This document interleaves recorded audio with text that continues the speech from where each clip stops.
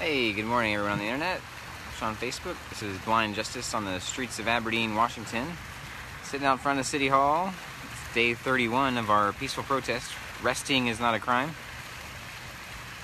And just wanted to talk about, the title is First Class City.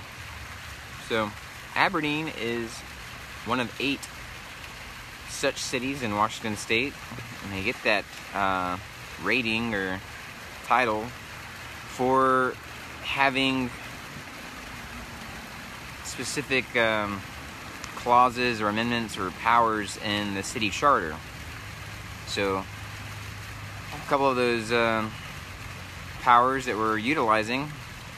One is the power of referendum, which is what the petition is about. So we have, the way that works is we have 45 days from when an ordinance is put into effect to accumulate signatures, 25% of the total number of people who voted in the last municipal election. So for us, that's 604. And then you can repeal any legislation that city council passes or the mayor passes. Like, you just got to get 25% of the number of people who voted last election to sign the petition. It's a referendum, and it gets repealed. So the option then goes to the city council to either let it stand repealed, or they can have a meeting and then vote to have it go to a special election, right? If the next general election is more than 60 days out, or they can add it to the general election if it's within that 60-day period.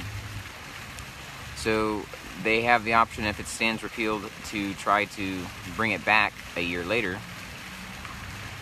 So that's the referendum power. There's also, I think it's a power of initiative. Where basically the people can kind of do the same thing with the petition, but instead of overturning or just being used to repeal or overturn a law within 45 days, it's basically anything. Like, the sky's the limit, right? So whatever the people want, if you have an idea for some legislation that you want to get passed here in the city, you can write it. You can write it on a initiative, and then go and get the signatures. It's the same number, 604, and then it gets passed. It gets put in. There's other stipulations and things with that. It's in the charter. You can find it online for Aberdeen. But because of those two things, like, Aberdeen is classified a first-class city, and I think this place is great. That's why we moved here, and we chose this place out of the different cities we've surveyed in the Northwest. And we tell people that, and a lot of times it's the people that have lived here a long time. They're like, "Why would you move here?" And they're bad-mouthing the area, bad-mouthing the city. And it's interesting because going door to door and doing petitioning the last few days, we've run into several people that have moved here within the last year. And they like it. They were drawn to the area. They enjoy it here. But then they hear about what's going on with the city council, and they're like, whoa.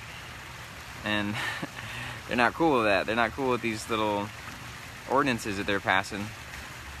So it's fascinating, the different dynamics of perspective. One of the guys I talked to a few days ago, I think he's a member of the clergy in one of the churches here, and he talked about living in the harbor most of his life, and he got away for a little bit, and I think met his wife or something, and then came back, and he came back with different eyes, right, with a different perspective, because he lived somewhere else. And so that's very astute observation, right, that living in the same area for most or all of your life, without going places and living other places to know how different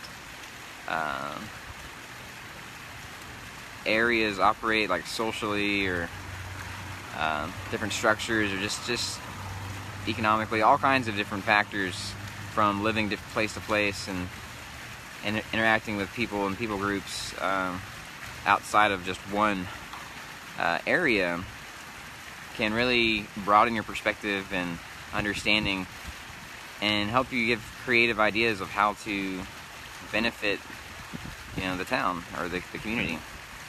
So that's what we need. I think we need a variety of perspectives. We need a variety of creative thought, collectively coming together as a community to find creative, positive, restorative ways to build up the town, to the community. Not just the buildings, not just the history, not just the businesses, but the people, right? That's the revitalization plan doesn't include affordable housing. Like, why not? Why is that not on the list of things to build up in the city? So there's a few things, just a few thoughts from this morning, from Aberdeen being a first-class city. So, alright you guys, have a wonderful weekend, and it's already sunny out, and supposed to be lovely weather today. So, peace to you, love, ease, wellness. May you be free of suffering and have fulfillment today and this weekend. Alright, Deo Presto Liber.